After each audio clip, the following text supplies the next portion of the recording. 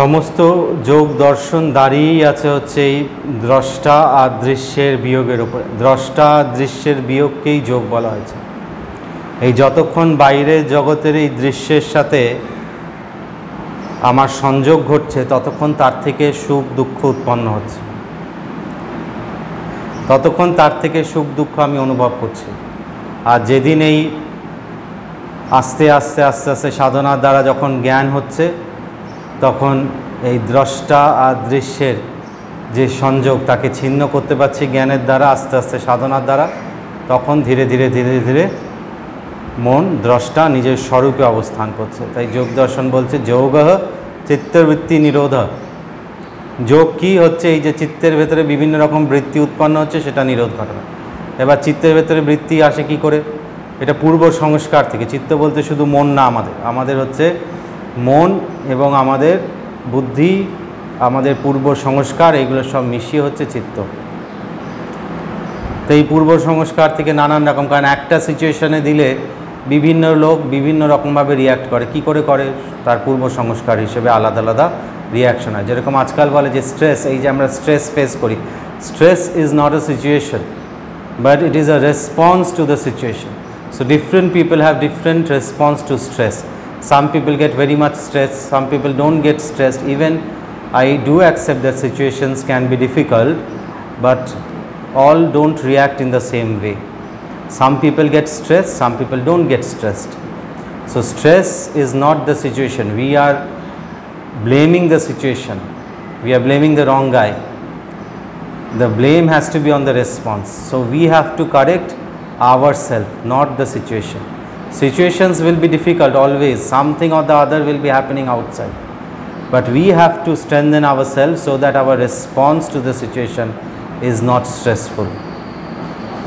Herein comes the role of knowledge, wisdom, as per the Shastras, not the wisdom that is available in YouTube and Google, but the wisdom which is available from Paramparagata gurus, Paramparagata knowledge, which is from the scriptures, which is from the lineage of the gurus. তো কি বলছে যোগ দর্শনে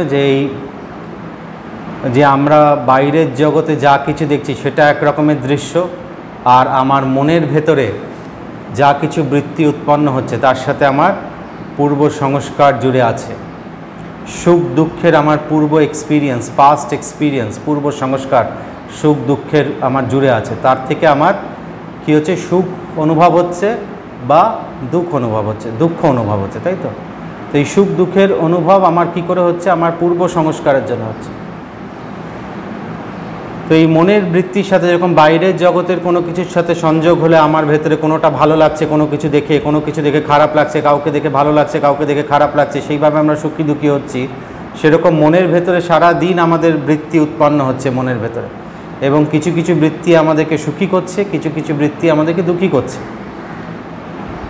কিসের উপরে নির্ভর করে করছে? আমার পূর্ব সংস্কারের উপরে নির্ভর করে করছে। সবসময় আমরা যে সংস্কার বুঝতে পারি তা নয়, সবসময় যে সংস্কার ইহজন্মের তা নয়, পূর্ব জন্মান্তরের সংস্কার আমাদের ভেতরে আছে।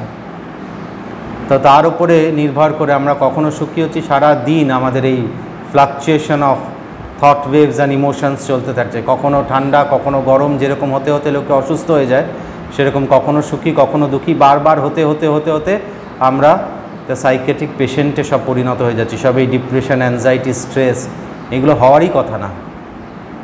হবে কিসের জন্য? স্ট্রেস, ডিপ্রেশন, অ্যাংজাইটি, কিন্তু এগুলো হয়। তো তার থেকে বেরোনোর পথ কি? বেরোনোর পথ দিয়ে দিয়েছে ভগবান আমাদেরকে, হচ্ছে যোগ দর্শন। মহর্ষি পতঞ্জল বিরচিত যোগ দর্শন, এবং এটা ইষ্টবাদী দর্শন, এখানে ঈশ্বরবাদী দর্শন। এখানে ঈশ্বর প্রণিধানের কথা বলা আছে। বলছে ক্লেশ কর্ম বিপাক আশায় অপরমৃষ্ট পুরুষ বিশেষ ঈশ্বর। ঈশ্বরকে তার সংজ্ঞা দেওয়া আছে।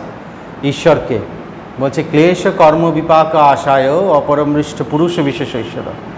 যে কখনো ক্লেশ, কোনো কর্ম এবং কর্মের ফল, পঞ্চক্লেশ আছে, অবিদ্যা, অস্মিতা, রাগ, দেশ, অভিনিবেশ, তার দ্বারা যে কখনো তার মধ্যে পড়েনি যখন। আর এই ক্লেশ থেকে যে নিত্যমুক্ত, কর্ম থেকে যে নিত্যমুক্ত, কর্মের বিপাক থেকে নিত্যমুক্ত, কর্ম থেকে নিত্যমুক্ত হলে কর্মের ফল থেকে নিত্যমুক্ত হবে। এবং কর্মাশয় নেই, যেহেতু বিভিন্ন কর্ম সে করেনি, তার জন্য সেই কর্মের যে একটা স্টোর হাউস থাকে সেটাও তার নেই। তো এই সব থেকে যে নিত্য মুক্ত সেই পুরুষ বিশেষ, মানে সেই কনসিয়াসনেস, সেই বিশেষ কনসিয়াসনেসই হচ্ছে ঈশ্বর। যোগ দর্শন হচ্ছে ঈশ্বরবাদী দর্শন। তো ঈশ্বরে যাদের বিশ্বাস নেই তাদের যোগ হবে না, অন্তত এসে লাভজোগ করতে পারে, সময় নষ্ট করতে পারে কিছুটা, যোগ হবে না। তাই ঈশ্বরে বিশ্বাস থাকলেই যোগ সহজলভ্য হয়ে যায় তার জন্য। তো যোগ দর্শনে কি বলছে, এই যে দৃশ্য বাইরে আমরা দেখছি সেটা কে দেখছে? আমি। যখন এই দৃশ্যের সাথে সংযোগ ঘটছে তখন আমার সুখ দুঃখ উৎপন্ন হচ্ছে। সেরকমই আমার অন্তর্মনে সারা দিন চলছে এই নানান রকম দৃশ্য, সারা দিন চলছে। তো তার সাথে যখন দ্রষ্টা দৃশ্যের সংযোগ হয়ে যাচ্ছে তখন আমি সুখ দুঃখ অনুভব করছি। তো এই দৃশ্যকে আর দ্রষ্টাকে আলাদা করা, এর বিয়োগই হচ্ছে যোগ। যে দৃষ্টি দৃশ্যয়োর সংযোগ হেয়ম হেতু, যোগ দর্শনে বলছেন মহর্ষি পতঞ্জলি, বলছে দৃষ্টি মানে হচ্ছে যে দ্রষ্টা, আর দৃশ্যের এর সংযোগ যখন ঘটছে, এই দুটো যখন এক হয়ে যাচ্ছে, দুঃখের হেতু হচ্ছে এটাই। কষ্টের, দুঃখের, জন্ম জন্মান্তর পুনর্জন্মের হেতু হচ্ছে এটাই। তো একে, এর সংযোগকে নষ্ট করলেই, এর বিয়োগ ঘটালেই তাহলে হচ্ছে যোগ সিদ্ধ হবে। এবং কৈবল্যপাদে সেটাই বলা আছে যোগ দর্শনে, যে পুরুষ আর প্রকৃতি যখন তাদের বিয়োগ হয় সেটাই হচ্ছে যোগ।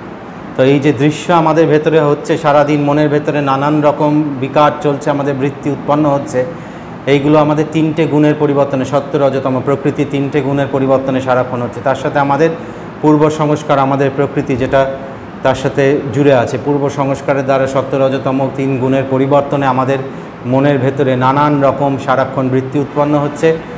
তার জন্য আমরা সুখী হচ্ছি, দুঃখী হচ্ছি, সারাক্ষণ আমরা চঞ্চল হয়ে থাকছি।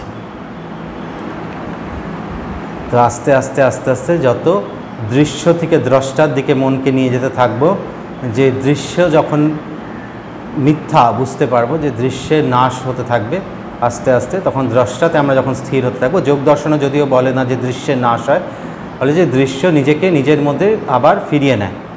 প্রকৃতি, পুরুষ, প্রকৃতি হচ্ছে এই দৃশ্য, আর পুরুষ হচ্ছে যে দ্রষ্টা, এই দুটোই বিদ্যমান থাকে শেষ অবধি, প্রকৃতির নাশ হয় না।